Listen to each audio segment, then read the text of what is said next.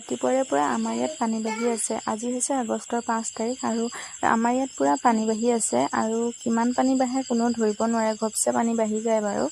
পানী বঢ়াৰ লগে লগে আমাৰ ইয়াত মাছৰ উজান উঠে। এইফালে দেখিছে নহয়, বাৰীৰ চুকত সৰুকৈ কিবা এটা পাতি দিছোঁ মাছ ধৰিবৰ বাবে। ইয়াতে কিমান মাছ ওলায় আপোনালোকক দেখাই থাকিম বাৰু। শিৱসাগৰৰ দৰে আমাৰ ইয়াত পানী হোৱা নাই বাৰু, কিন্তু হ'লেও আমাৰ ইয়াতো ভয় লাগে, পানী বহুত বেছিয়ে হৈ যায় ঘপছে। আৰু আজি কিমান হয় নাজানো বাৰু, কিন্তু এতিয়ালৈকে পানী বাঢ়িয়ে আছে। এই যে পানীৰ সুঁতিটো দেখিছে, এইটো সৰুৱে বাৰু, সৰুকৈ আহি আছে পানীৰ সুঁতিটো, কিন্তু এই সৰুকৈ অহা পানীৰ সুঁতিটোতে ইমানখিনি মাছ ওলাইছে আপোনালোকে দেখি বিশ্বাসেই নকৰিব।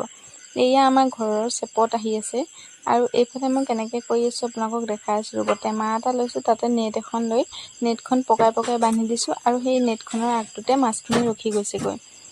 আৰু সেইফালেদি পাছফালেদি ৰছী এডালে বান্ধি লৈছোঁ আৰু সেই ৰছীডাল খুলি মাছকেইটা উলিয়াই আকৌ ৰছীডালে বান্ধি দিয়াৰ পিছত এইখিনি মাছ চাওকচোন, ভালেখিনি মাছ পালোঁ। এইখিনি মাছ কিবা এটা ভাল লাগে, সৰু সৰু মাছখিনি নহয়নে বাৰু? মই পিছে ভাল পাওঁ দেই। আজিলৈ আহিছোঁ, বাই বাই।